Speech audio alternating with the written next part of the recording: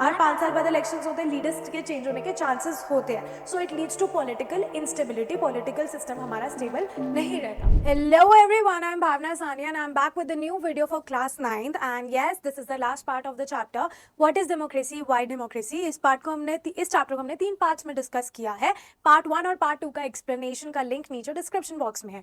And for the notes of this chapter and for attempting MCQ test on this chapter actually you can visit the link which is given in the description box and our app and website which is given in the description box। ठीक है, and yes इनके important question करने के लिए, answer writing करने के लिए कि कैसे करना है, you can buy our courses on our website। again courses का लिंक भी नीचे description box में दिया हुआ है। clear? and yes now let's do introduction to democracy। exactly है क्या डेमोक्रेसी? एक वो फॉर्म ऑफ गवर्नमेंट है जहां पे लोगों के पास पावर होती है टू इलेक्ट देयर लीडर्स। ये हमने पार्ट 1 में पढ़ा था, पार्ट 2 में भी पढ़ा था। ये हमने डिसीजन मेकिंग भी उन्हीं लोगों के पास होती है जिनको लोगों ने इलेक्ट किया है, दैट मीन्स आर रिप्रेजेंटेटिव्स। तो ये हमने फीचर्स में कवर करा था। आज की वीडियो में हम कवर करने वाले हैं arguments for democracy, arguments against democracy and 2 types of democracy. ठीक है, अगर मैं फॉर और अगेंस्ट की बात करूं तो आपने आर्ग्यूमेंट्स वर्ड पे फोकस नहीं करना, आपने फॉर और अगेंस्ट पे फोकस करना है। For means favour, against means against, you know. ठीक है, एडवांटेजेस की बात करूं तो फॉर में एडवांटेजेस आ जाते हैं, मेरिट्स आ जाते हैं, डीमेरिट्स हो गया, लिमिटेशंस हो गया, डिसएडवांटेजेस हो गया, वो वहां पे आपने अगेंस्ट वाले पॉइंट्स लिखने हैं। तो क्वेश्चंस कैसे भी आ सकते हैं, arguments in favour of democracy, against democracy, merits and demerits of democracy, advantages and disadvantages, advantages and limitations, कैसे भी क्वेश्चन आ सकता है। ठीक है, तो अभी हम इन फेवर ऑफ डेमोक्रेसी कैसे कर रहे हैं, that means arguments for democracy. ठीक है, इन फेवर ऑफ डेमोक्रेसी का यहाँ पे क्या मतलब हुआ, फॉर डेमोक्रेसी, ये याद रखना, फॉर का मतलब हो गया इन फेवर ऑफ डेमोक्रेसी। तो पहला आर्ग्यूमेंट देखें कि ये है कि it responds to the need of the people. तो जो डेमोक्रेटिक गवर्नमेंट है, it is important for a democratic government to respond to the needs of the people. लोगों के हिसाब से काम करना, लोगों के लिए काम करना, क्योंकि अगर लोगों के हिसाब से और लोगों के लिए काम नहीं करती डेमोक्रेटिक गवर्नमेंट तो वो नेक्स्ट इलेक्शंस में हार जाएगी। Right, so due to democracy the government responds to the need of the people if they want to continue their political career. Clear? अब आता है consultations and discussions. So obviously there are lot of people who participates in discussion and consultations. हमसे भी consult किया जाता है indirectly, हमारे representative MLAs MP parliament में जाके हमारे बिहाफ पे डिस्कशन करते हैं। So all of them sit together, discussion करते हैं, और कोई भी जब भी कंसल्टेशन होती है, डिस्कशन होता है, तो डिसीजन लिया जाता है, बहुत रिस्पॉन्सिबली डिसीजन लिया जाता है। एंड उस डिसीजन को लेने में टाइम जरूर लगता है, लेकिन वो डिसीजन बहुत अच्छा लिया जाता है।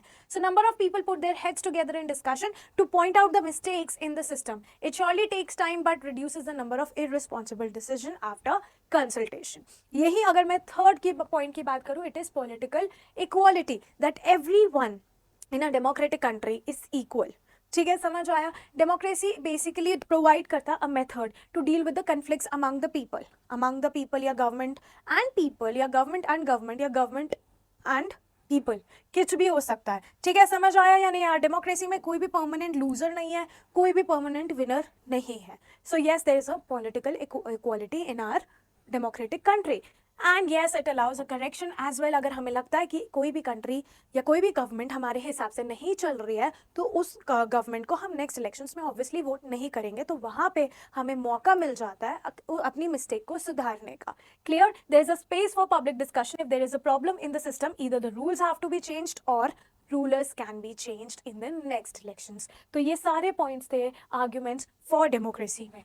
यही बात करते हैं अगेंस्ट डेमोक्रेसी में, जहां पे हमारा आ जाता है डीमेरिट्स, डिसएडवांटेजेस, लिमिटेशंस, कुछ भी बोल लो।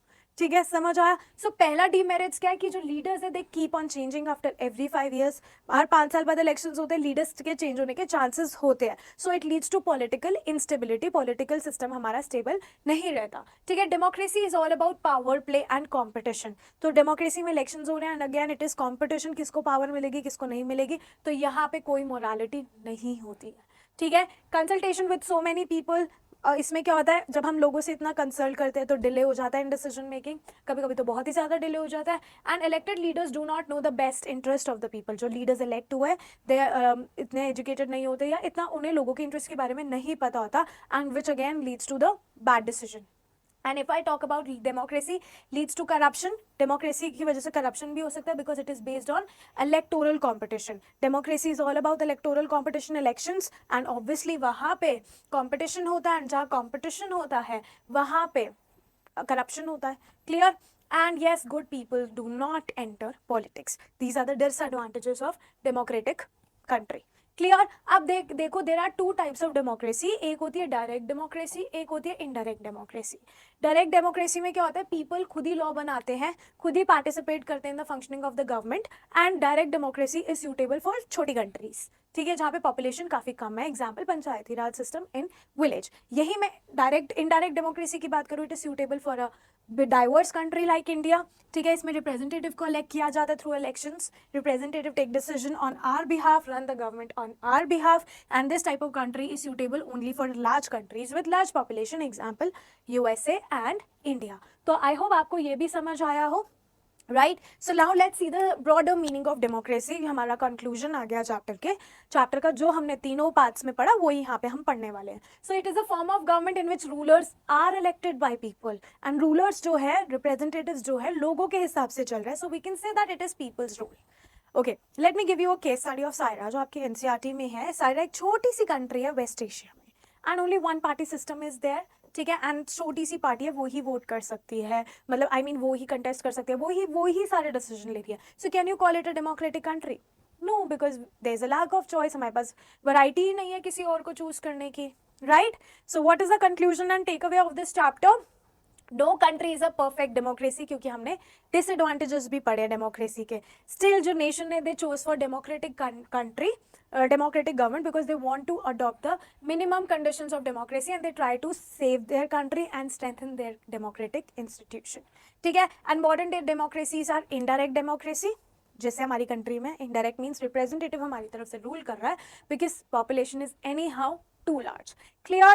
So we have completed this chapter. Next video में हम new chapter शुरू कर रहे हैं. And yes guys, for the notes of these chapters, for answer writing questions, visit our website, visit our application. The link is in the description box. इसका test देने के लिए again visit our website और application. Link नीचे description box में दिया हुआ है. So you can test yourself after seeing these videos as well. So yes, bye bye everyone.